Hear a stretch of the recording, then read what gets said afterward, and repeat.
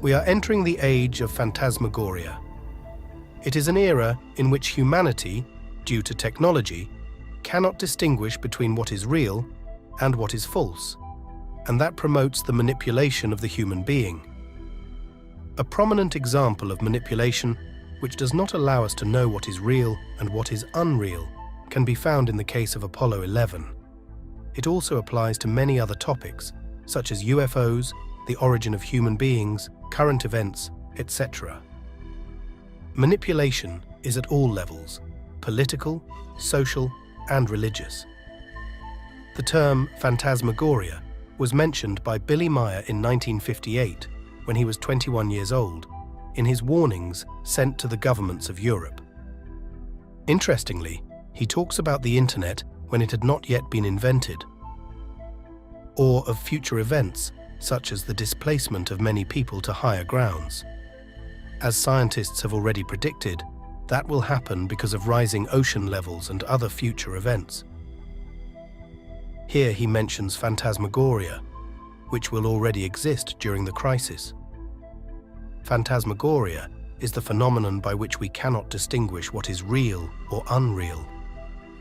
The phantasmagoria is already here, as we see its effects in our society today.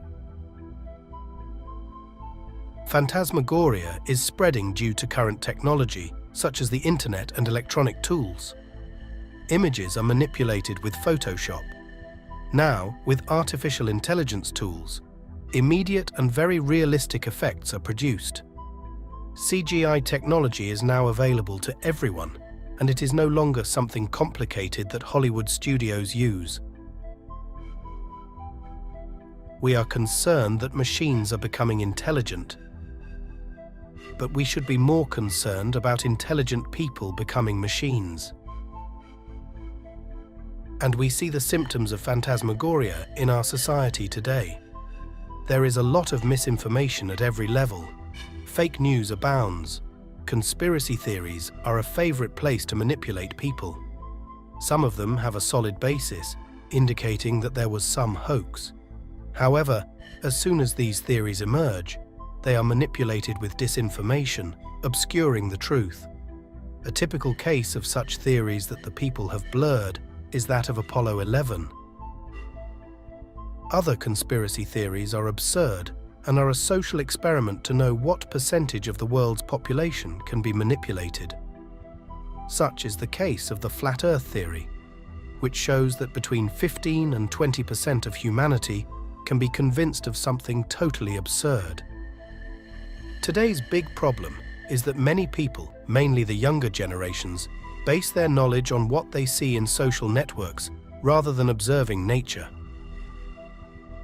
I will show an obvious example of manipulation I have studied in detail. This is the case with the Apollo 11 mission. This photo was manipulated with Photoshop. NASA did not publish all Apollo 11 photos in 1969. Many were published recently and some were edited. This photo is an example of a fake photo. The sunlight illuminates Aldrin from his front. Armstrong took this photo towards the south, and the sun is in the east. The shadow of the helmet cast on his backpack should be much broader, covering almost the entire surface of the backpack. This photo was edited using another similar fake photo where Aldrin salutes the US flag taken in a recording studio. Billy Meier, in several contact notes, refers to the Apollo missions. His Plejaren friends told him that the Apollo 11 mission did not land on the moon. They made all of mankind believe that it did. They broadcasted the moonwalk live.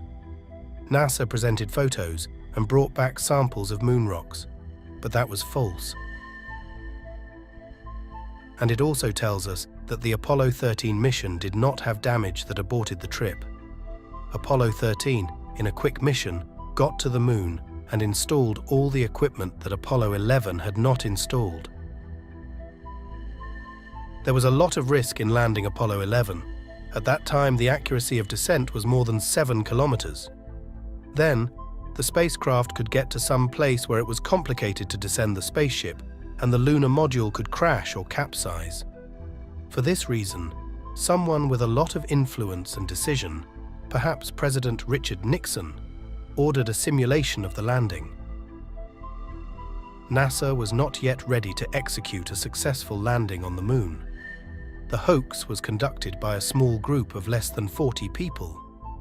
It was not NASA as an institution, but a small group within NASA, including Wernher von Braun and his assistant. Based on photos taken by an earlier mission, Apollo 10, NASA made an acceptable replica of a place on the lunar surface they chose. They most likely did it in a desert, where they took pictures and videos at night. At first, the astronauts used this recording studio for training purposes without knowing its real purpose. When making the trip, the astronauts had to have boarded the rocket that took them to the moon. Making a fictitious transmission of the moonwalk from somewhere on Earth would have been impossible, as many antennas worldwide would have had to receive the signal, and that would have required involving many more people in the hoax. These astronauts followed the same routine as the Apollo 10 trip, which NASA had already executed successfully and had a shallow risk. They did not land on the moon. Then, at some point, they began transmitting from their spacecraft orbiting the moon, a previous recording made in the recording studio. The astronauts' voices should have been transmitted live, as they were to interact with the operators in the control center in Houston, and even talk to the President of the United States. Armstrong's famous phrase, "That's one small step for a man, one giant leap for mankind," was said when he was in the spacecraft orbiting the moon, not on its surface. After the return, the astronauts were quarantined. Billy tells us that they were hypnotized and implanted with false memories. Scientific studies have shown that false memories can be implanted in people's minds under hypnosis. It was easy for them, as he had already practiced the whole moonwalk routine in the recording studio many times. It was easy to mistake them for actual events. Upon return, NASA published fake photos, supposedly taken on the lunar surface. Still, in reality, they were taken in the recording studio. In my book, I describe the evidence that leads to that conclusion. NASA made technological changes to the Apollo missions after Apollo 11. Those changes would allow a spacecraft to land accurately at a pre-selected site. Apollo 12 landed on the edge of a crater, not far from the Surveyor 3 probe. This was the first Apollo mission to put men on the lunar surface. NASA was now confident that it could land a spacecraft very accurately. NASA knew that in the future, there would be very powerful telescopes and other missions to the moon from different countries that would discover that nothing was installed at the Apollo 11 landing site. Apollo 13 would install the Apollo 11 equipment. To do that, they loaded the rocket with more fuel than necessary, as NASA records show.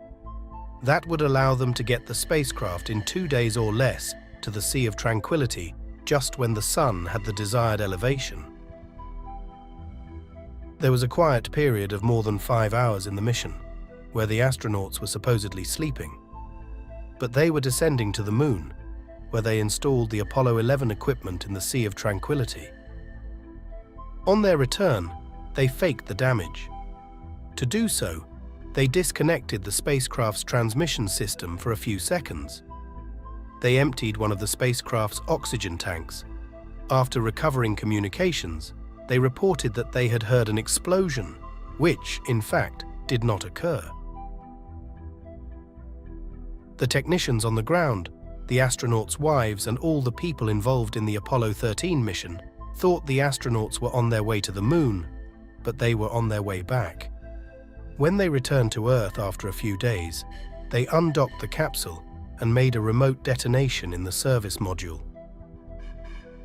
To have done the explosion earlier would have been too risky. They took 22 pictures of the damaged module. In these photos, we notice the spacecraft rotating on two axes. The spacecraft should rotate only on its longitudinal axis to avoid overheating due to solar radiation.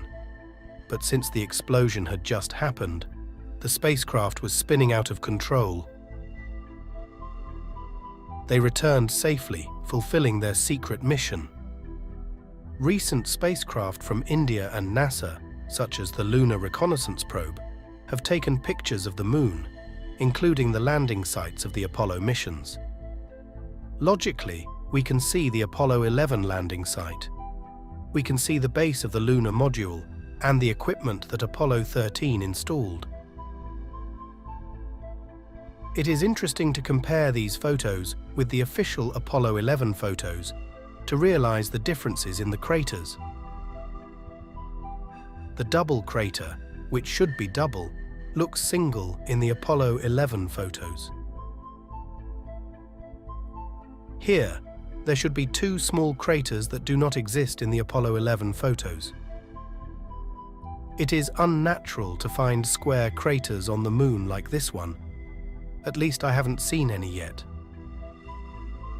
Someone dug this square crater in the desert, in the recording studio, and forgot to make other craters, creating significant differences between the Apollo 11 photos and the recent photos showing what is actually on the Moon. Also, the spacecraft is slightly offset by about 4 to 6 meters. So, how do you hide a lie? By mixing it with real facts. Does this strategy sound familiar? I have shared these findings on social media based on objective evidence. This is not another conspiracy theory, but facts and proofs showing the truth about Apollo 11. I have received passionate reactions from two opposite extremes. They have either mocked my findings or deleted my comments. On the one hand, there is an extreme group with several inflexible or rigid people who will not accept anything that challenges their pre-established beliefs about moon travel. They want to avoid checking the evidence. Their rejection is natural because they have been confronted with conspiracy theories and a lot of unscientific disinformation, so they are closed to hearing anything that challenges their ingrained knowledge. On the other side are the moon hoaxers. There are several sub-levels in this extreme, from those who say that NASA never made it to the moon and that spacecraft can't have landed there on the Apollo missions, up to the absurd extremes of people who think that the Earth is flat, that there is no space travel, or that we live in the Matrix and everything is a lie. It is clear that we are already in the age of phantasmagoria. Mixing lies with truths leads people to one extreme or the other. It is human nature to qualify or disqualify everything as if the world were black or white. Those who go to extremes contribute to keeping the truth hidden, which remains in the middle at a neutral point. How to avoid falling into the phantasmagoria? Observe nature and what it teaches us more than watching TikTok or YouTube videos. Do not create or promote disinformation. Our society rewards those who transmit disinformation. It is common to see many YouTube and TikTok channels posting sensationalist lies that get them many clicks and monetary income for broadcasting lies. Politicians lie, religious leaders lie, the mainstream media lies. Many people prefer to live in lies rather than face reality. Many live in a fairy tale or a horror story when the reality is neither one nor the other. It is recommended to maintain a good balance between being skeptical, questioning everything, and at the same time having an open mind willing to change established beliefs. In general terms, we must be neutral. My new book, The Secret of Apollo 11, details the analysis and findings of the evidence from the Apollo 11 mission. It will be published in June of this year in paperback, hardback, and Kindle format in English, Spanish, and possibly German. I am currently developing a campaign in which you can pre-order the book or make a donation towards its publication. Thank you.